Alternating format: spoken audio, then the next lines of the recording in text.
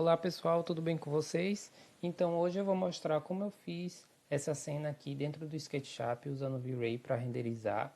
É uma cena simples de uma sala, ela tem tanto estar como jantar, mas para o vídeo ficar mais prático e mais rápido, eu vou fazer só essa parte de jantar. Então a modelagem que eu vou disponibilizar, ela só tem essa cena aqui, com a mesa, cadeiras e esses elementos que aparecem nessa imagem. Vamos para o SketchUp que eu vou explicar um pouco dessa modelagem. Então, os bloquinhos que eu busquei foram todos baixados no 3D Warehouse. As únicas coisas que foram modeladas nessa cena, obviamente, são as paredes, forro. Eu tentei destacar um pouco da iluminação que tinha no projeto, apesar de que a gente não vai utilizar dentro dessa imagem, mas é importante a gente colocar os pontos de luz e alguns detalhes específicos, como tomadas, interruptores, para que dê mais realidade, né, à imagem. Quanto mais detalhes a gente puder colocar dentro da cena, melhor. Então eu baixei aqui mesa, cadeiras, um buffet aqui atrás, a luminária, todos foram baixados do 3D Warehouse. Geralmente eu baixo também no Kazoka, no site Kazoka, que eles têm muitas marcas famosas que geralmente os arquitetos e designers usam. Então, de modelagem, a gente pode observar aqui a escada. Eu utilizei uma textura sem emendas, né? Que é importante para ter essa qualidade na imagem. A gente pode observar aqui o detalhe do piso. Ele tem que ter tanto a espessura, né, do piso, um afastamento entre as pedras também, entre as peças, para que passe um pouco mais de realismo. Também tem uma forma de utilizar piso, de fazer piso, fazendo um bump com uma imagem já pronta, mas não é esse caso. Então eu modelei esse piso utilizando a ferramenta Floor Generator, que é essa aqui em vermelho, onde ele dá todas as dimensões certinhas do piso, né? Aqui eu utilizei também as geometrias, né, retângulos para fazer o rodapé. A porta também modelei, mas foi algo bem simples, que não tem tantas considerações para fazer. Esse espelho eu importei do projeto que a cliente passou no AutoCAD. Então eu importei aqui na cena, fechei essa face aqui e dei um pouco de espessura para ficar mais interessante, para mostrar melhor a peça. Então eu dei uma espessura aqui e é só configurar o espelho. Bom, em relação ao enquadramento da cena, como essa sala é muito grande, eu não precisei aplicar um corte, já que eu consigo entrar dentro da cena sem muita dificuldade. Então, eu, em vez de utilizar corte como geralmente eu utilizo, eu apenas entro com o cursor do mouse e posso posicionar onde eu acho que fica melhor, certo? Então, a gente posiciona a cena, sempre deixando as linhas retas para não perder a qualidade. Então a gente pode vir aqui nessa aba de câmera, vem perspectiva de 2 pontos e ele vai deixar mais reto, né? Se sua cena tiver, por exemplo, aqui, assim, um pouco torta, ele vai endireitar. Tá vendo? Ele deixou as linhas retas. Então vocês façam sempre isso para que sua cena não fique torta, certo? Deixa eu endireitar aqui, que deu uma distorcida. Pronto. Eu acho que essa posição já fica interessante para renderizar, que é mais ou menos o enquadramento que a gente utilizou naquela imagem. Então a gente pode entrar no V-Ray para poder configurar melhor esse enquadramento. Eu venho aqui na engrenagem, nessa quarta opção do Asset Editor. Eu posso ativar o Safe Frame, que é essa margem aqui preta que exclui, né, o que tem por trás dela vai ficar excluído do render. Então a única coisa que vai aparecer é a parte interna, central dessa margem preta, né? Então isso daqui que vai aparecer no render. A gente pode enquadrar melhor nossa cena, vocês observam que deu um pouco de distorção. Então a gente vem aqui nessa lupinha para poder ver se sair um pouco a abertura, né? Porque a abertura da lente ela influencia na qualidade da imagem também. Então, se você tiver uma abertura muito grande, por exemplo, eu vou colocar 85, ela distorce muito a imagem. Então, é bom utilizar valores menores, por volta de 45 ou 35.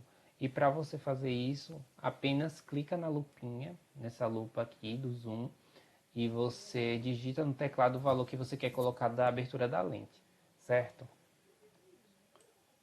Agora a gente pode, depois de posicionar a cena, vamos endireitar um pouco mais porque deu uma entortada. Pronto, vamos endireitar a cena porque deu uma entortada. Colocar ela mais ou menos assim. A gente pode vir novamente para ajeitar em perspectiva de 2 pontos. E a gente pode congelar a cena, certo? A gente vem visualizar, animação e adicionar cena. Pronto, a cena já foi adicionada, então a gente pode mover ela e quando a gente clicar aqui ela vai voltar para a posição que a gente escolheu, certo?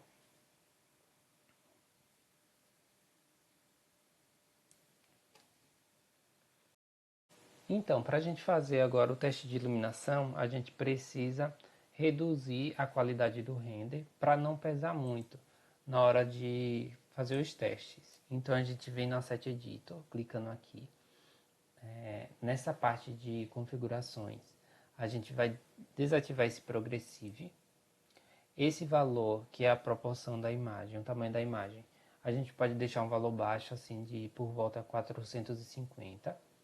A gente vai expandir aqui as configurações, clicando nessa seta. Clique em Ray Trace, essa primeira opção. O Noise Limit a gente vai deixar em 5 por enquanto. E essa opção de máxima de subdivisão a gente pode deixar em 4. A gente pode expandir mais aqui as configurações, clicando nessa opção. Desligamos essa opção, que ela faz pesar um pouco o render. O Shading Rate a gente pode deixar em 1. E Probability Lights a gente deixa em 1 também. Em Global Illumination, a gente pode mudar essa opção para Irradiance Map, que é a opção que menos pesa no render. O máximo de subdivisão a gente pode deixar em -2. E o Light Cache a gente deixa por volta de 800. Ok, essa configuração ela já é ideal para a gente fazer o teste sem pesar muito, sem demorar muito, tá?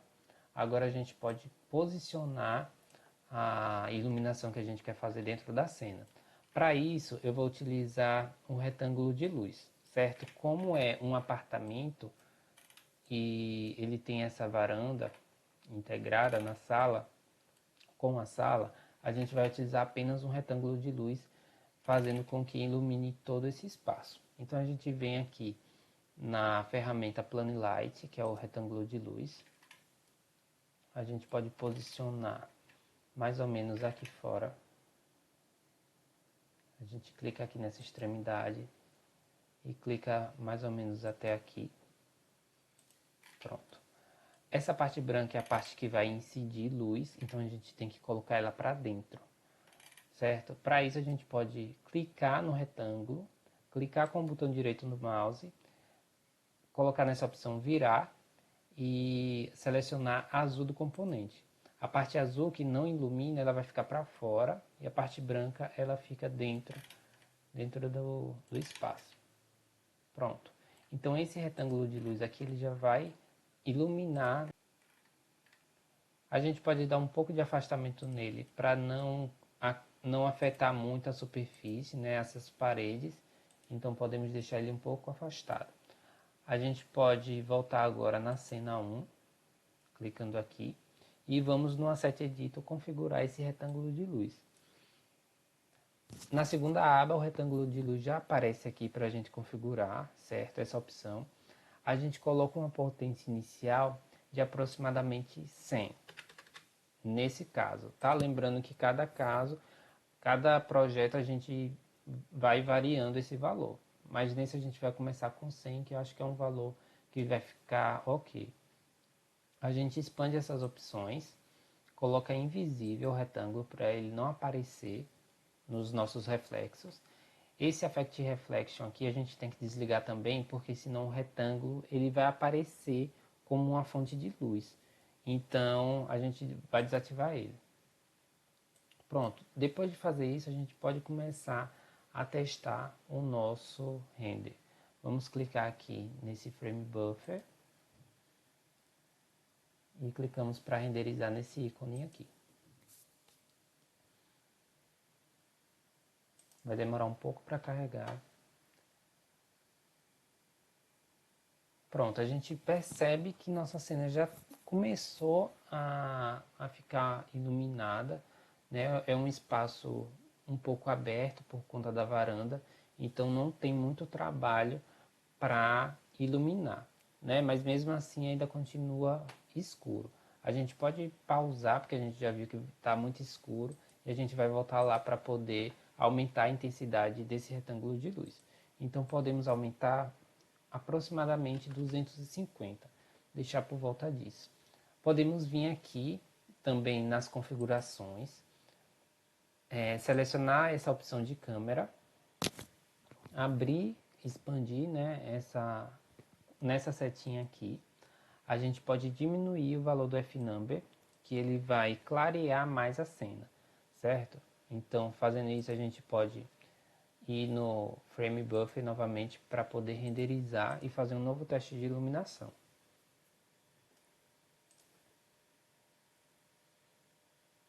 Pronto, a gente observa que já deu uma melhorada na iluminação, certo? A gente pode expandir mais aqui para poder fazer alguns ajustes de brilho, contraste. A gente pode aumentar aqui um pouco o brilho. Consegue perceber que já deu uma melhorada na iluminação, né? Vamos aumentar um pouco mais, por volta de 1,94, eu acho que já está um valor ok.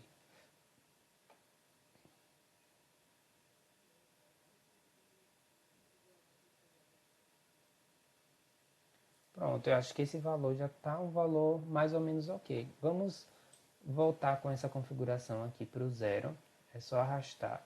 E lembrando que para configurar essa aba, a gente precisa estar com ela ativada, selecionada, certo? Vamos voltar lá e aumentar um pouco mais esse retângulo de luz. Vamos colocar o retângulo de luz em 350. Voltar na engrenagem, na configuração de câmera e vamos aumentar um pouco o ISO para 120. O ISO, quanto maior o valor que você coloca, mais clara a cena fica. Então a gente pode mexer nesses valores aqui sempre que a gente vê que a cena está um pouco escura. Vamos voltar agora no Frame Buffer para poder fazer um novo teste de iluminação. Já está um pouquinho mais claro, mas a gente pode aumentar um pouquinho essa iluminação. Vamos colocar um pouco para cá, para ver se melhora. Vamos deixar por volta de 1,50 esse valor aqui da exposição. E vamos esperar terminar o teste de iluminação. A gente observa que deu um estouro aqui de luz, então podemos voltar um pouco. Vamos abrir essa opção, essa segunda opção, para ver se realmente está estourando a luz. Pronto, se aparecer essas manchas aqui pretas, manchas coloridas, vermelho, azul e preto, é porque está estourando um pouco. Para tirar esse estouro de luz, a gente pode vir nessa segunda opção aqui e colocar para a esquerda. E puxar essa setinha para a esquerda, que ele vai tirar esse estouro de luz. Está vendo aqui? Está saindo um pouco o estouro de luz.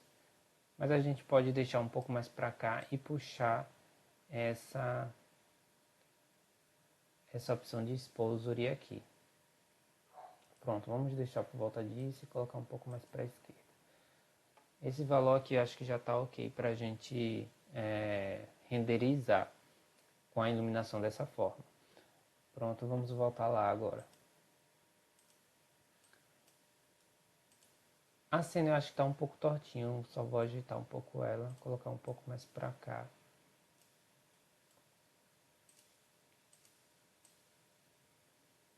Pronto, agora eu vou atualizar a cena. Agora a gente já pode configurar os materiais para poder renderizar em alta qualidade. Pronto, agora a gente já vai fazer a configuração dos materiais presentes na cena. Pegando o conta-gota aqui no balde de tinta, a gente vai selecionar, né? Opa, não foi. A gente vai clicar no material que a gente quer configurar. Primeiro eu vou configurar esse espelho aqui. Então vou selecionar ele, vou abrir o Asset Editor. Nessa primeira aba vai mostrar o que eu tenho que configurar. Então aqui no espelho eu vou aumentar o reflexo e desativar esse Use Fresnel. E aí já vai mostrar aqui que o espelho foi criado. Certo? No espelho é só isso. Vamos agora configurar o piso. Clica no piso com o conta-gota. No reflexo eu vou colocar no máximo. Vou puxar um pouco para 0,8 no glossiness, que é para perder um pouco do reflexo, deixar um pouco mais borradinho, na verdade, para não ficar um reflexo tão nítido. A configuração da mesa, a gente clica nela, coloca no máximo também. A mesa eu acho que a gente pode colocar um valor aproximado a 0,85 também, de reflexo. De glossiness, na verdade. A cadeira é a mesma coisa, a gente pega com o conta-gota. Pronto. Pega com o conta-gota e joga para 0,75 aproximadamente, que eu quero que fique um pouco mais, com um pouco mais de glossiness do que a mesa. Essa parte da palhinha a gente coloca reflexo no máximo e diminui para 0,7. 0,7 tá bom, é um valor ok. Aqui o estofado da cadeira. Como ele é bem lisinho, a gente pode dar só um pouco de reflexo e um pouco de glossiness nele. Por volta de 0,55 fica ok. Vamos colocar aqui na mesma proporção do reflexo. A gente pode configurar agora essa luminária. Pegamos essa parte escura da luminária. Vamos colocar o reflexo no máximo. O glossiness por volta de 0,7. A parte da luminária a gente não vai acender, então a gente pega aqui a esfera, né? Coloca um pouco de reflexo nela. Em glossiness por volta de 0,55 e o reflexo na mesma proporção do glossiness. Eu vou aumentar um pouco para cá, deixar o reflexo no máximo. Vamos agora no puxador da porta.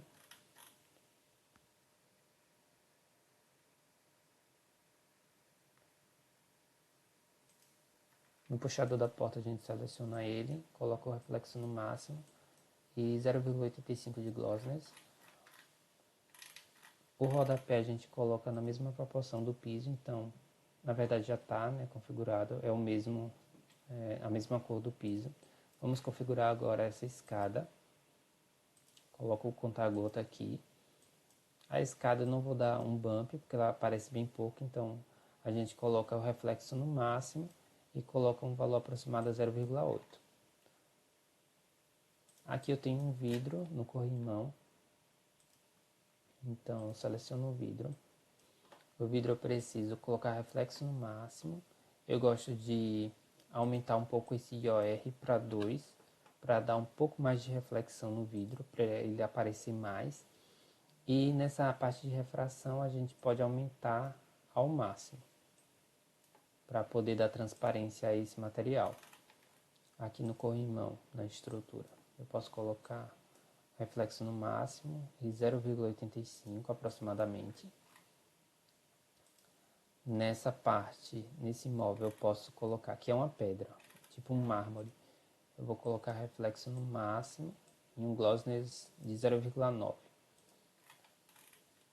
Aqui nessa mini adega eu vou colocar o reflexo no máximo, nessa parte preta.